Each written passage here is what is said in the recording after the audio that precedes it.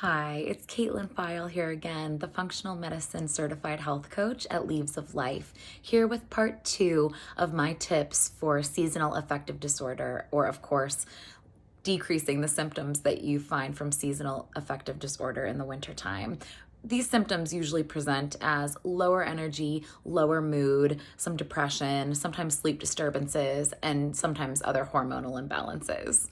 So last video, I talked about the importance of moving your body regularly, especially in nature, light exposure, especially in the morning, and having an earlier bedtime and just trying to get more sleep in general to live closer to the rhythms of nature. It seems like when people live farther away from nature's rhythms, it seems like they have more symptoms. This doesn't apply with every person, but it's a pattern that we see quite often. So I'm here with some more tips, and I'm here to talk about one of my favorite subjects, which is nutrition. Like I said in the last video, supplements are to supplement nutrition and lifestyle and the behaviors that we're doing every day that add up to our habits, which add up to our life. So my favorite thing to do in the wintertime is eat more warming foods and eat more vitamin D rich foods. And I try to combine these together sometimes. For example, leafy greens and mushrooms are incredibly high in vitamin D, some of nature's richest sources. So I'll do like a warming soup with some leafy greens, mushrooms, wild rice, lots of veggies, maybe some chicken in there, just to get warming and vitamin D rich foods. Salmon is also another very rich vitamin D food, and oysters are actually richest in zinc, which is very helpful for our immune system in the wintertime. So if you guys like your seafood, order some oysters next time you go out, and especially this time of year, not like New Year's Eve, it's a thing. So another example of a tip is reducing caffeine.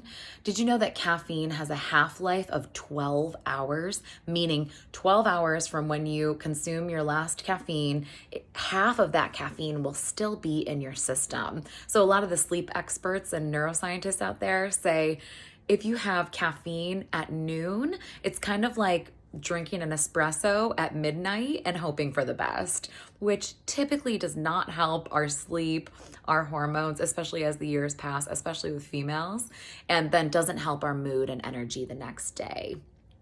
My next tip is do not isolate. We become more isolated and more hibernating and hunkered down this type of year, which kind of exacerbates the issue because, we're not laughing, socializing, we're not getting that personal time, one-on-one FaceTime in with people. And of course, social media is not the same. I'm sure you know that, but it needs to be said. So I like to join a club or a sport in the wintertime. Like we have a bowling league every 2 Fridays in the winter. It really helps to get together, laugh, break up the long winter, especially in Ohio. A volleyball club, a lot of people do here right down the street. I'm in Dublin. You can move your body, you can laugh, you can joke around. I promise getting out, laughing, and socializing makes you feel better. Some people have social anxiety. We can also help with that. However, typically it really, really moves the needle. It has been proven that it's really difficult for women, especially, to balance their hormones if they don't laugh and socialize regularly. I definitely believe it, and I've seen the research.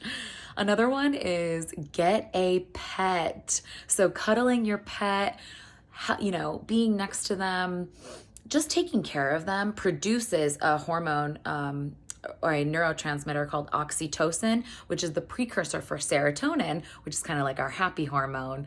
So, not just helping to decrease the amount of pets that are in the rescue centers, but, helping out your own health, especially in the wintertime as well. It's really a win-win. And then, of course, as you'll see in our blog, if you go visit our blog for more information, we have a lot of supplements that you can lean on to. Essential fatty acids like fish oil are very helpful in the wintertime, as is vitamin D. Typically, people do not get enough from food, so I typically recommend between 5 and 10,000 IUs of vitamin D per day in the winter.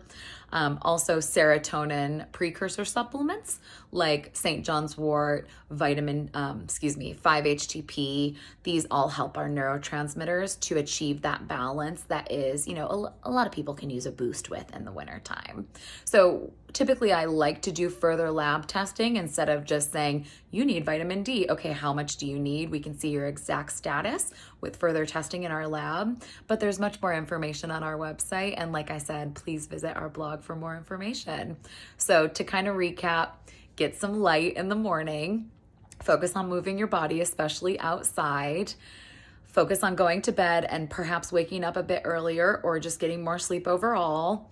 Dialing in your nutrition, leaning on whole foods, warming foods, and vitamin D rich foods. Avoiding or reducing caffeine, especially after, 10, 11 in the morning. Do not isolate. Have yourself a nice community activity during the wintertime, or just getting together with a close group of friends, or even just one friend makes a big difference if you don't want to do the group thing. And then, of course, lab testing to see your status of what you may be deficient in, and some supplements to give you a boost can be very helpful. So please let me know if you have any questions or need more help with any of these tips. We're always here to support you, especially through February and March. We're almost there. So, all right, thanks guys.